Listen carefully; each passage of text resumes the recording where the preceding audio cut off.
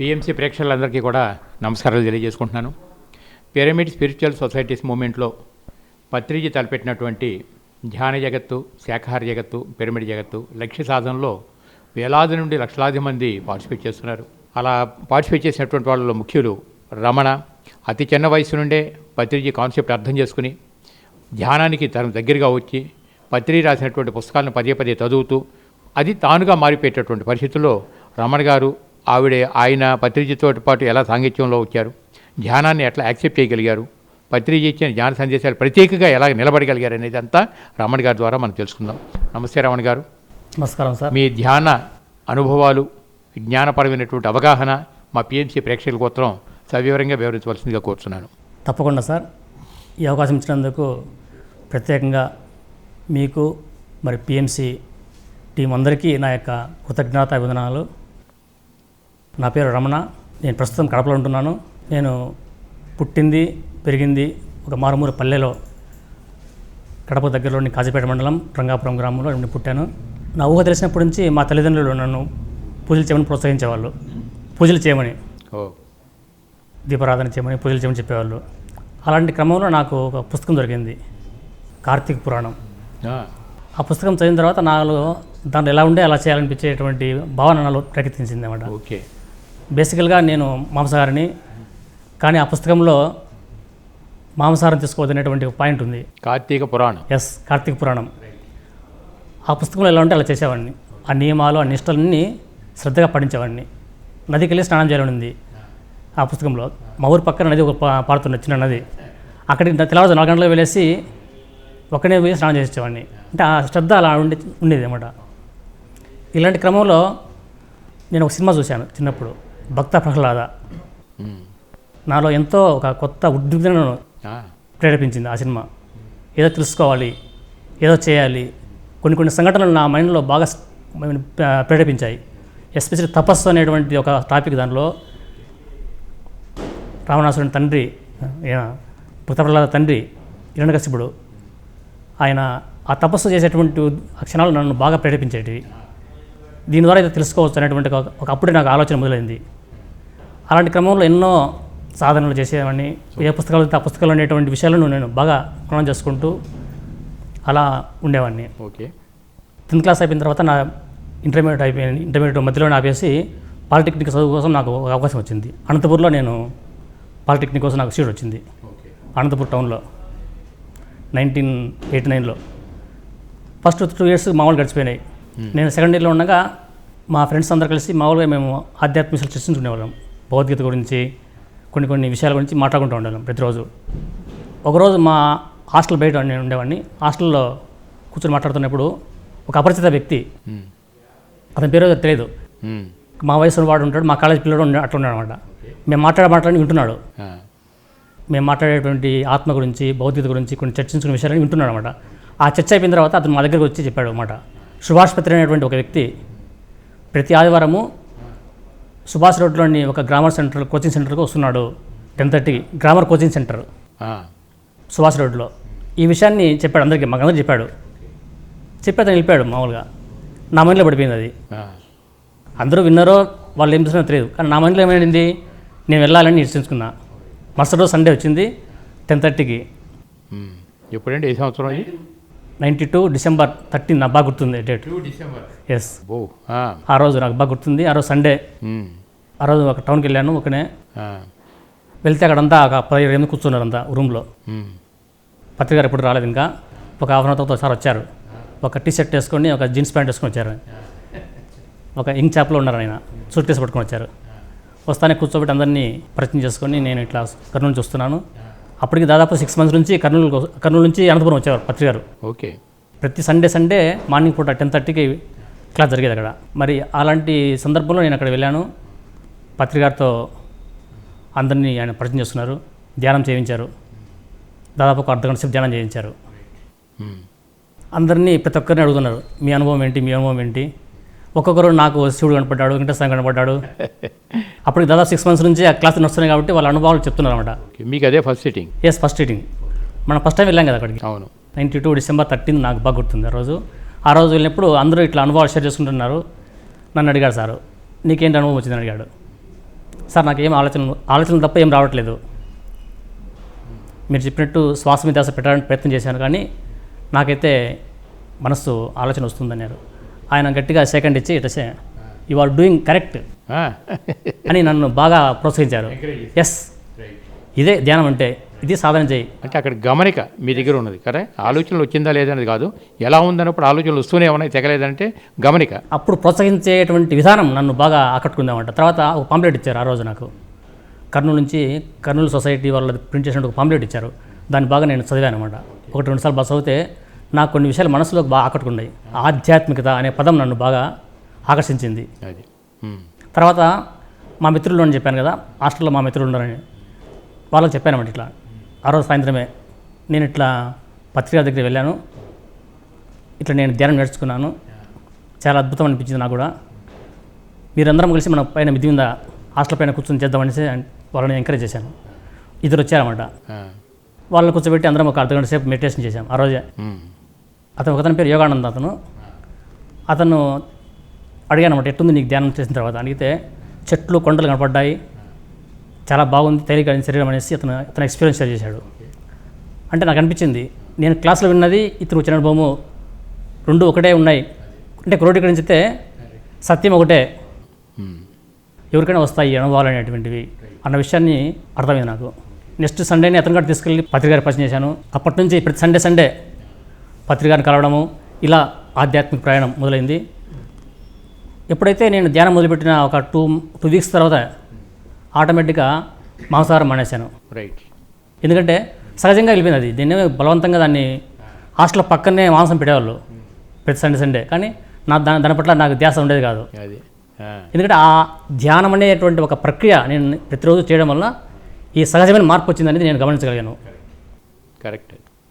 ఇలా ఎన్నో అసహజమైనటువంటి అలవాట్లు మన జీవితంలో పోతాయనేది నేను బాగా నమ్మాను. ఎంతో మంది అనుభవాల ద్వారా, కరెక్ట్, లక్షలాది మంది అనుభవాలు వింటూ అప్పటి నుంచి ఇప్పటి వరకు గత 25 ఏళ్ళ నుంచి ధ్యానం చేయడం ద్వారా మనలో ఉన్నటువంటి ఎలాంటి దుర్గుణమైనా సరే, ఇలాంటి అవలక్షణమైనా సరే అది సహజంగా పోతుంది.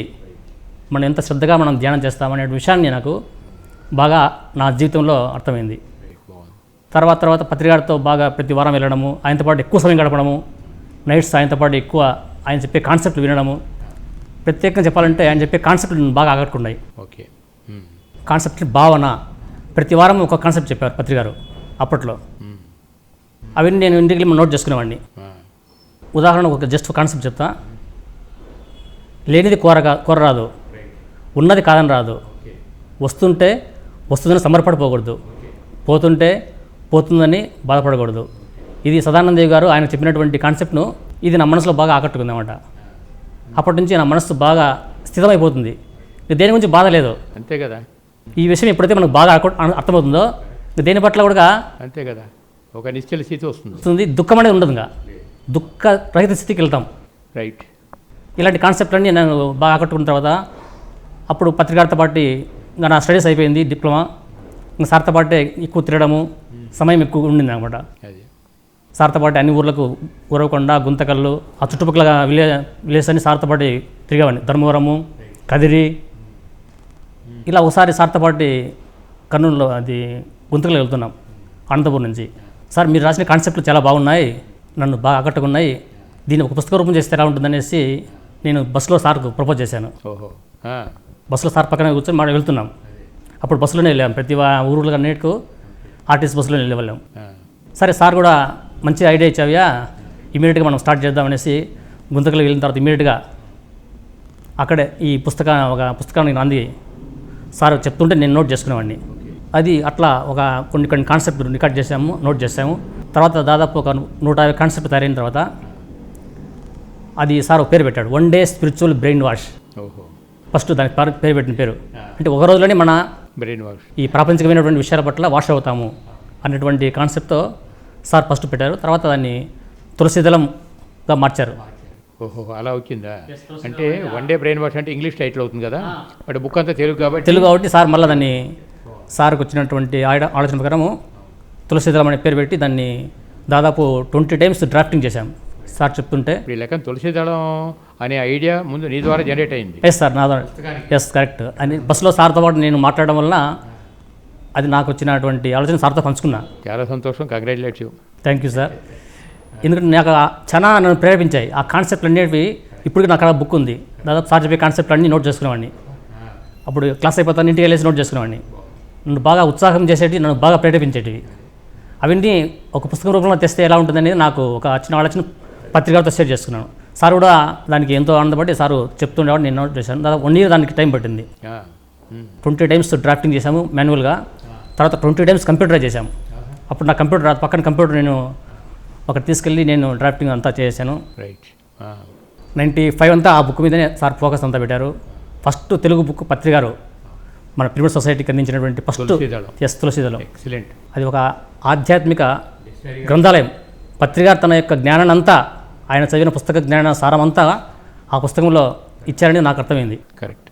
ఆయన ఎన్నో గ్రంథాల సారాంశాన్ని అంతా తెలుగు ఎన్నో ఉపనిషత్తుల నుంచి ఎందరో మహాత్ముల వాళ్ళ జీవిత చరిత్రలను స్టడీ చేసినటువంటి విషయాలన్నీ ఒక సూత్రబద్ధంగా ఒక్కొక్క పేజీ ఒక కాన్సెప్ట్ రూపంలో తీసుకొచ్చి ప్రతి ఒక్కరూ ఆ పుస్తకాన్ని చదివితే వాళ్ళ జీవితంలో మార్పు వస్తుందనేది నేను, ప్రతి ఆధ్యాత్మిక సాధకుడు ఆత్మ జిజ్ఞాస ఉన్నవాళ్ళు ప్రతి ఒక్కరుగా అది చదవాలని నా యొక్క ఆకాంక్ష. మరి ఇప్పుడు ధ్యానం అప్పటి నుంచి మీరు 92 నుంచి చేస్తున్నారు కదా, దాంతో పాటు కాన్సెప్ట్లు అర్థం చేసుకుంటాం, జ్ఞానపరమైన అవగాహన పెంచుకుంటాం, ఇది ఒక పార్ట్ అయితే ధ్యానం ఎంతసేపు పూర్తి చేసేవాళ్ళు? అప్పట్లో దాదాపు ఎక్కువ సమయం ఉండేది కాబట్టి దాదాపు గంటలు కూర్చునేవాడిని. పిరమిడ్లోనే ఎక్కువసేపు దాదాపు గంటలు అక్కడ కర్నూలు పిరమిడ్లో నేను ఎక్కువ ఉండేవాడిని. ఈ పుస్తకం రాసేటప్పుడు అక్కడ నేను ఎక్కువ సార్తో పాటు వాళ్ళ ఇంట్లోనే దాదాపు 6 months వాళ్ళ ఇంట్లోనే వాళ్ళతో పాటు నేను సార్తో పాటు భోజనం చేస్తూ సార్తో పాటు వాళ్ళ ఇంట్లోనే ఉండేవాడిని. అక్కడ దగ్గర సారింటి దగ్గర పిరమిడ్ ఉండేది. ఆ పిరమిడ్లో గంటలు ధ్యానంలో కూర్చునేవాడిని. చాలా టైం తెలిసే కాదు, గంటలు కూర్చుంటే సమయం గడిచిపోయేది. అలాంటి స్థితిలో ఉండేవాడిని. మరి ఆ ధ్యానంలో మీకు ఎటువంటి అనుభవాలు వచ్చాయి అప్పుడు? అనుభవం అంటే జస్ట్ నా మైండ్ నిశ్చలం అయిపోతుంది. ఒకసారి నాకు వచ్చినటువంటి కర్నూలు పిరమిడ్లో నా బాడీలోంచి బయటకు వచ్చాను, hostel body. Okay.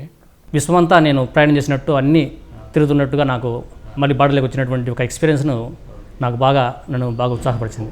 Yes, Kurnool పిరమిడ్లో ఎన్నోసార్లు కళల్లో నాకు బాగా వచ్చేటివి. పత్రికలతో ఇంటరాక్షన్ ఉన్నట్టు, ఆయనతో పాటు తిరుగుతున్నట్టు. వెచ్చనిగా మారిపోయారు, ధ్యానం వైపు ఆకర్షితులయ్యారు, పత్రికతో పాటు మంచి సాంగత్యం వచ్చింది. అది నాకు ఇప్పటికీ ఎంతో ఆనందపడే విషయాలు ఇన్ని. మరి తులసీదానం పుస్తకాన్ని ప్రేరణ మీరైతే ఇంక అంతకంటే ఆనందించాల్సిన విషయం ఇంకోటి కాదు. బాగుంది. తర్వాత నేను ఇంటికి వచ్చిన తర్వాత ఫస్ట్ మా తల్లికి నేను మెడిటేషన్ చెప్పాను. ఎందుకంటే నేను నేర్చుకున్న విషయాన్ని మా ఇంట్లో చెప్పాలనేటువంటి సంకల్పం నాకు వచ్చింది. ఫస్ట్ టైం ఆమెను కూర్చోబెట్టాను ధ్యానంలో. కూర్చోబెడితే ఆమెకు శరీరం పెద్దగా అయిపోయేసి చాలా విశ్వమంతా అయిపోయినట్టు ఆమెకు అనుభవం వచ్చింది. ఫస్ట్ టైమే కూర్చోబెడితే భయపడేసి ఆమె లేచింది ధ్యానంలోంచి. ఏమైంది, నాకేమైంది అనేసి. అప్పుడు నేను చెప్పాను, ఇది సహజమే, ధ్యానంలో వచ్చే అనుభవాలు ఇట్లా వస్తాయి. ఎందుకంటే ఎన్నోసార్లు ఎంతో అనుభవాలు విన్నా కాబట్టి ఇవన్నీ నాకు ఒక అవగాహన వచ్చింది. కాబట్టి నేను ఆమెకు చెప్పి ఆమెకు గైడ్ చేసి ఆమెకున్న జబ్బులు నేను చేసుకొని ఇప్పుడు ఆనందంగా ఆరోగ్యంగా జీవిస్తుంది. రైట్.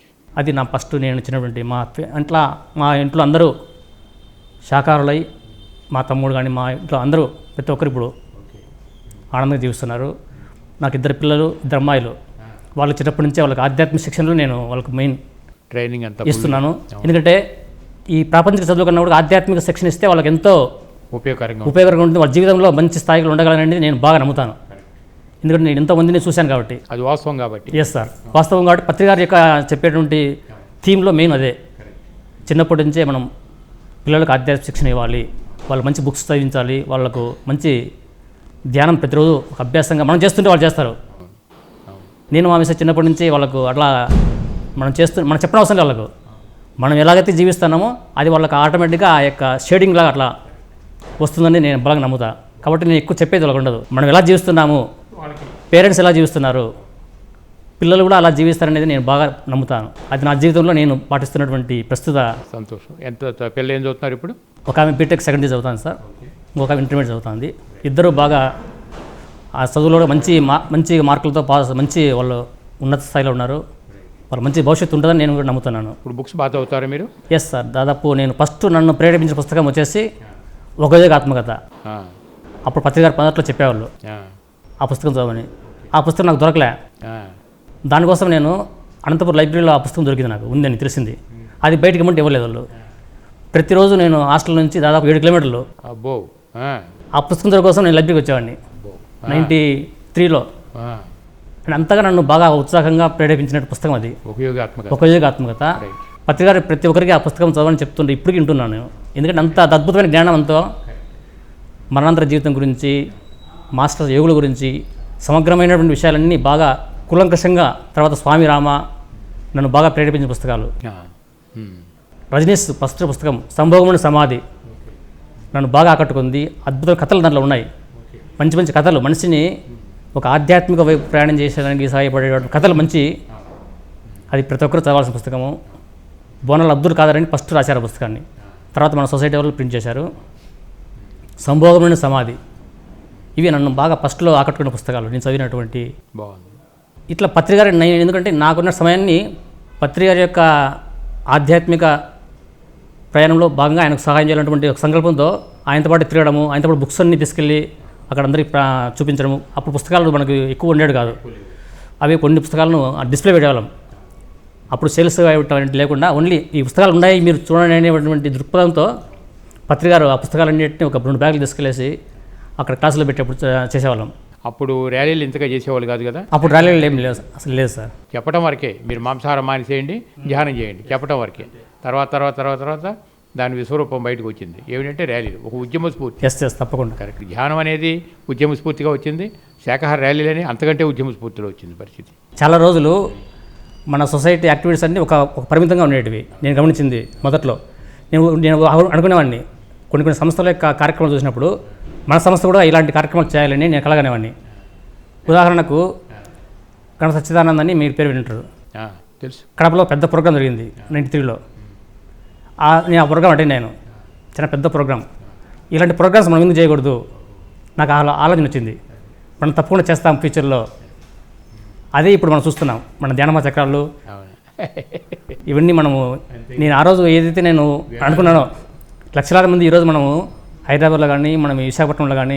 పత్రిక గారితో ఆ రోజు నుంచి మీరు ఉన్నారు కదా, అప్పట్లో చూసిన పత్రిక గురించి మీరేం చెప్పగలరు?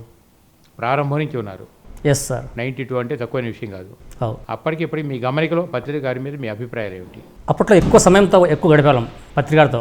బాగా ఆయనతో పాటు ప్రయాణించడము, ఆయనతో పాటు పడుకోవడము, ప్రతి ఊర్లో ఎక్కువ సమయం గడపడం నాకు అవకాశం ఉండింది.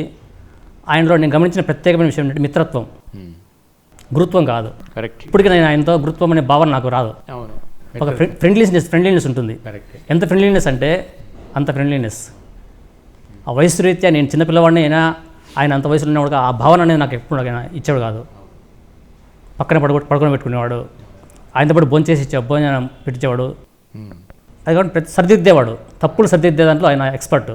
ఎన్నో విషయాలు ఆయన నన్ను బాగా నేర్పించేవాడు, సరిదిద్దేవాడు. ఏ చిన్న పొరపాటు జరిగిన అప్పటికప్పుడు రెక్టిఫై చేసేవాడు. అది చాలా అవేర్నెస్గా ఉండాలి ఆయన దగ్గర. అవేర్నెస్గా రాకపోతే తిట్లు పడతాయి, ఎరుక. అది చాలామంది మన ప్రేమ మాటలకు అది అనుభవం ఉంటుంది బాగా. ఆ ప్రేమతత్వం వల్ల అలాగా తిట్టినప్పుడు ఉంటుంది, కానీ మళ్ళీ నెక్స్ట్ మూమెంటే.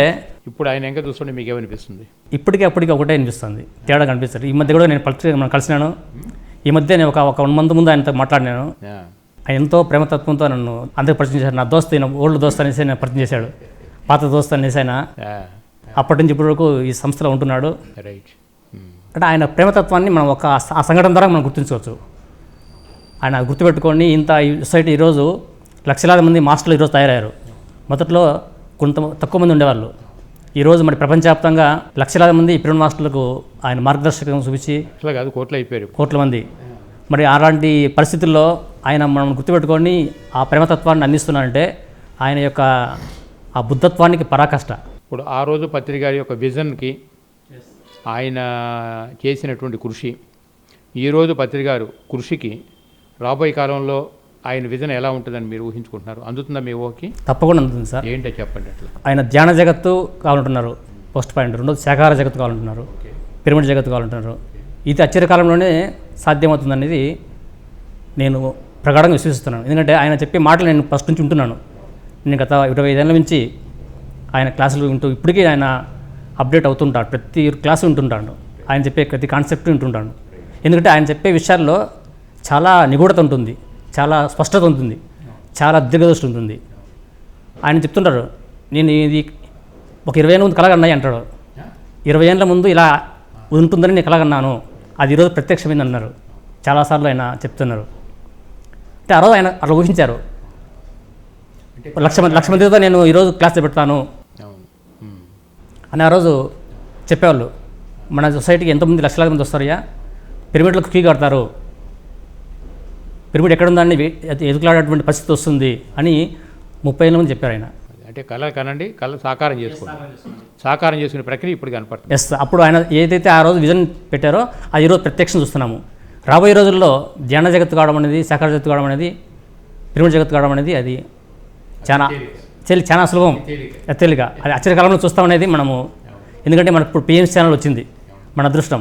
అవును, ప్రజలకు చాలా తక్కువ చేరిక అవడానికి మనకు వచ్చినటువంటి అద్భుతమైన అవకాశం, అది వరం లాంటిది. కాబట్టి దీని ద్వారా మనం ఇంకా ప్రజలకు ఇంకా దగ్గర కావాలనేది విశ్వసిస్తున్నాం. ఎందుకంటే ఒక వ్యక్తిగా వచ్చి ఒక శక్తిగా ఆవిర్భవించి ఈ స్థాయికి పెంచగలిగినప్పుడు, ఇవాళ ఇన్ని వేల మంది పిరమిడ్ మాస్టర్స్ ఇంత అద్భుతమైనటువంటి కృషి చేస్తున్నప్పుడు ఇంక ఇది అతి సామాన్యం, తప్పకుండా చాలా తేలిక అయిపోతుందని చెప్పని నమ్మచ్చు. సో వెరీ హ్యాపీ రమణ గారు, చాలా అద్భుతమైనటువంటి మీ మైత్రి భావానికి సూచికగా పత్రి గారితో మీ సాంగత్యం ఎలా ఉందో మరి పిఎంసీ ప్రేక్షకులందరూ చక్కగా ఇంకో చెప్పగలరు. విషయం పత్రిక ఇంతవరకు భూమి మీదకి వచ్చినటువంటి సమస్త ఋషులు కావచ్చు, సమస్త దేవతలు కావచ్చు, ఎందరో మహాత్ములు కావచ్చు, వారందరినీ ఏకం చేస్తే వచ్చేటువంటి ఒక రూపమే పత్రిజీ. వాళ్ళ జ్ఞానాన్ని కానీ, వాళ్ళ యొక్క సంపదను, వాళ్ళ యొక్క విజ్ఞానాన్ని, వాళ్ళ యొక్క శక్తులను సమస్తము క్రోడీకరిస్తే ఒక ఏర్పడేటువంటి ఒక రూపమే పత్రిజీ అనేది నేను నా జీవితంలో అర్థం చేసుకున్నది. కరెక్ట్గా చెప్పారు, ఎగ్జాక్ట్ కరెక్ట్. సాయిబాబా కావచ్చు, వీర బ్రహ్మేంద్ర స్వామి కావచ్చు, ఒక వేమన కావచ్చు, ఎందుకంటే ఆయన అన్ని విషయాలను క్రోడీకరించి ఎవరిని తక్కువగా ఎవరిని ఎక్కువ చేయకుండా అందరిలోని జ్ఞానాన్ని తీసుకొని ఆ విజ్ఞానాన్ని అంతా అతి సరళంగా సామాన్య ప్రజానికులకు అందిస్తున్నటువంటి విషయాన్ని మనం గమనించాలి. ఒక చిన్న విషయం కూడా సార్, ఒకసారి నేను కాశీరెడ్డి నాయక్ గురించి మన పత్రిక గారు చెప్తున్నారు, పత్రి మేడం కూడా చెప్తుండేవాళ్ళు. ఆయన కలవాలనుకునేవాడిని అప్పట్లో మొదట్లో. ఒకరోజు నేను బస్సులో వెళ్తున్నాను, బస్సులో వెళ్తుంటే నేను ఎక్కిన బస్సే కాశీరెడ్డి నాయక్ ఎక్కారు కర్నూలులో. కర్నూలు నుంచి నేను కడప వస్తున్నాను అనమాట. బస్సు ఫుల్గా ఉంది, నేను వెనక సీట్లో కూర్చున్నాను అనమాట, బ్యాక్ సైడ్ కూర్చున్నాను వెనక సీట్లో. ముందు పక్క ఫుల్ అయిపోయింది, కాశీరెడ్డి బస్సు ఎక్కారు. బస్సు ఆయన కండక్టర్ గారు ఆయన సీట్ తీసుకుని ఆయన సీట్ దిగి పక్కకు పోయి ఆయన సీట్ ఇచ్చి కూర్చోబెట్టారు. నేను అక్కడ గమనిస్తున్నాను వెనక పక్క నుంచి, కాశీరెడ్డి అయినా ఎక్కారని నాకు అర్థమైంది. అంటే ఆయన చూడాలనుకున్నటువంటి నా యొక్క థాట్ పనిచేసి ఈరోజు నా ప్రత్యక్షంగా ఆయన కళ్ళ ముందర వచ్చారని అర్థమైంది. దగ్గర పోయేసి ఆయన దగ్గర నిలబడుకున్నా, చూస్తున్నా, ఏం చేస్తున్నా గమనిస్తున్నా అనమాట. ఆయన దగ్గర చిన్న బ్యాగ్ ఒకటి ఉండేది, ఆ బ్యాగ్ నుంచి ఒక పుస్తకం తీశారు. ఆ పుస్తకాన్ని ఏమిటంటే వివేకానంద జీవిత చరిత్ర. దాదాపు 95 ఏళ్ల వయసులో ఆయన పుస్తకాన్ని చూసి చదువుతున్నాడు బస్సులో కూర్చొని. నేనేమో కడపకు టికెట్ తీసుకున్నా, ఆయన నంద్యాల దిగేశాడు. నా టికెట్ ఏమైనా కానీ ఇబ్బంది, ఈయనతో పాటు నేను రోజు పోవాలనేసి నేను నంద్యాల దిగేసాను ఆయనతో పాటు. బస్సు దిగుతానే అందరూ చుట్టున్నారు అన్నమాట. ఆయన మా రిక్షాకి అంటారు. ఆ రిక్షాకి వెళ్ళిపోయాడు ఆయన, ఒక రిక్షాకి. నేను ఇంకో రిక్షా తీసుకొని ఆ రిక్షా పోతే ఆడు పోనీచ్చు సరే అనేసి నేను ఆయనతో పాటు ఒక మంగమ్మ అని ఒక మేడం ఉంది అక్కడ నంద్యాలలో, వాళ్ళ ఇంటికి వెళ్ళాడు. అప్పుడు నా దగ్గర ఒక చాప్టర్ ఉండేది, చాతుర్వర్ణ్యం అని పత్రిక గారు ఒక కాన్సెప్ట్ చెప్పారు. చాతుర్వర్ణ్యం 4 గుణాల గురించి విశ్లేషణ ఇచ్చారన్నమాట. అప్పట్లో అది ఇంకా కాన్సెప్ట్ రూపంలో సారు పత్రిక గారు ఒక పెద్ద చార్ట్ తయారు చేశారు. తమోగుణము, రజోగుణము, సాత్వికం, శుద్ధ సాత్వికం అని 4 గుణాల గురించి ఎక్స్ప్లెనేషన్ ఇస్తూ రాశారు. అది నా దగ్గర చర్చలో ఉండింది. పత్రిక ఆయన కాశీరెడ్డి దగ్గర పోయేసి ఇట్లా నేను పత్రిక దగ్గర మెడిటేషన్ నేర్చుకున్నాను కర్నూలులో, నేను ఇట్లని ఆయన పరిచయం చేసుకున్నాను. ఆయన సంతోషపడ్డాడు. నా దగ్గర ఉన్నటువంటి అది చూపించాను సార్, చూపిస్తే ఆయన చూసి చాలా బాగుంది అనేసి నన్ను భుజం తట్టాడు అనమాట. మీకు అలాగే సదానంద యోగితో నాకు పరిచయం లేదు సార్. అప్పుడు కాశీరెడ్డి గారు ఆ రోజు నాకు బాగా ఆయన పంచపక్ష పరిమాణంతో భోజనం పెట్టించి దాదాపు 3 hours మెడిటేషన్ కూర్చోబెట్టాడు 95లో. అప్పుడు ఇంకా నీ పని అయిపోయింది, ఇంకా వెళ్ళిపోనేసి నన్ను పంపించేశాడు. అది ఒక మరుపురాని సంఘటన నా జీవితంలో. ఒక మహాత్మునితో నేను గడపడం అనేది. కాశీరెడ్డి నాయన గారు పత్రిక గారు కూడా ఇద్దరిని గురించే చెప్పేవాళ్ళు. ఒకళ్ళు కాశీరెడ్డి నాయన గారు, రెండవది సదానంద యోగి, వాళ్ళిద్దరి గురించే చెప్పేవాళ్ళు. బాగుంది. ఇంకేమైనా అనుభవాలు ఉన్నాయి మీకు? మిరాకల్స్ అంటుంటారు మనలో చాలామంది, అటువంటి సంఘటనలు మీకేం మిరాకల్స్ ఉన్నాయి? నాకంటే మిరాకిల్స్ అంటే ఏం లేదు సార్, నా జీవితం ఒక మిరాకిల్. ఎందుకంటే ఎన్నో రకాలైనటువంటి అనుభవాలను మనం పొందుతున్నాం. అది ఒక అద్భుత అవకాశం. ఆ అనుభవాల సారాంశాన్ని మనము తీసుకొని దానికి అనుగుణంగా జీవిస్తూ ప్రతి క్షణం ఆనందంగా ఎలా జీవించాలి, దుఃఖరహితం ఎలా ఉండాలి అని నేర్చుకున్నా. ఈ ఆధ్యాత్మిక సారాంశాన్ని అంతా మనం క్రోడీకరిస్తే ఎలా మన జీవితాన్ని దుఃఖం లేకుండా ఎలా జీవించాలి, ప్రతి సమయంలో ప్రతి సంఘటనలను ఎలా మనం మర్చుకోవాలి. సమస్యలు ఉంటాయి, సమస్య లేకుండా పోలే, సమస్యలు ఉన్నాయి, కానీ ఆ సమస్యలను ఎలా ఎదుర్కోవాలి, వాటి పట్ల మనం ఎలా స్పందించాలి ఈ విషయం పట్ల అవగాహన బాగా పెరిగింది. బాగుందని చాలా సంతోషం. వారితో పాటు పత్రిజీతో పాటు కలిసి అన్ని సంవత్సరాల పాటు మైత్రి భావంతో ఇప్పటివరకు ఉండటం అనేది తప్పని విషయం కాదు. మరి ఇప్పుడు వచ్చే కొత్త వాళ్ళంతా తర్వాతే కానీ 92 అని అంటే మరి అప్పటికి ఎవరున్నారు ఆయన వేళ మీద లెక్క పెట్టచ్చు. అప్పట్లో ఆయనతో ఉన్నటువంటి వాళ్ళు అప్పటి నుంచి అవగాహనలో మరి ఉండి సో వెరీ హ్యాపీ. మరి పిఎంసి ప్రేక్షకులు మీరేం చెప్తారు? ఇప్పుడు ధ్యానం అనేది ఒక అద్భుత అవకాశం. దాన్ని మన జీవితంలో ఒక భాగంగా చేసుకోవాలి. దాంతోపాటు శాకాహారం కూడా మనం ప్రతి ఒక్కరము అవసరం గుర్తించాలి. ధ్యానము శాకాహారమే మన జీవితానికి ఒక మార్గదర్శకం చూపిస్తాయి. మనల్ని మహాత్ములుగా తీర్చిదిద్దుతాయి. ప్రతి ఒక్కరు మహాత్ములు కావాలి. ప్రతి మనిషికి కూడా అర్హత ఉంది మహాత్ములు కావడానికి. కొందరికే కాదు, ఒక పత్రిజీనో ఒక జకరావు రసారో కాదు, ప్రతి ఒక్కరూ భూమి మీద ఉన్నటువంటి ప్రతి ఒక్కరుగా మహాత్ముడు కావడానికి అన్ని అవకాశాలు ఉన్నాయి. అది పిరమిడ్ స్పిరిచువల్ సొసైటీ అందిస్తుంది. ఇదే నా సందేశం. థ్యాంక్ యూ ఈ అవకాశం ఇచ్చినందుకు మీ అందరికీ, ఈ టీఎంసీ టీం అందరికీ నా యొక్క ప్రత్యేక కృతజ్ఞతలు. రైట్ ఫ్రెండ్స్, మరి 92 నుండి పత్రిజీతో సాంగత్యంలో ఏమిటి తెలుస్తుందంటే ఒక మైత్రి భావన. ఒక గురువానంగానే ఏదో అందల మీద ఉంటాడు, మిగతా వాళ్ళు ఏదో కింద ఉంటారని కాకుండా నా దగ్గరికి వచ్చే ప్రతి ఒక్కళ్ళు కూడా మైత్రి భావంతో సమంగా ఉండాలనేటటువంటి కోరే వ్యక్తుల్లో మరి పత్రిజీ ప్రథమ స్థానం అని చెప్పి మనందరికీ అర్థమవుతుంది. మరి అటువంటి అనుభవాలు ఉన్నటువంటి ఎంతోమంది మాస్టర్స్కి ఈరోజు మరి పిఎంసి ద్వారా పరిచయం చేసే భాగ్యం కలిగినందుకు మరొకసారి నమస్కారాలు తెలియజేసుకుంటూ థ్యాంక్ యూ రమణ గారు.